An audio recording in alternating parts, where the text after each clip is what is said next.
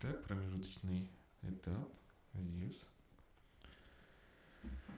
Так, довел здесь пару досочек, закрыть эту щель. Здесь немного разгрузил комнаты и проход. Вот. Здесь вещевой завал немного разобрал, рассортировал вот такие вещи. Вот.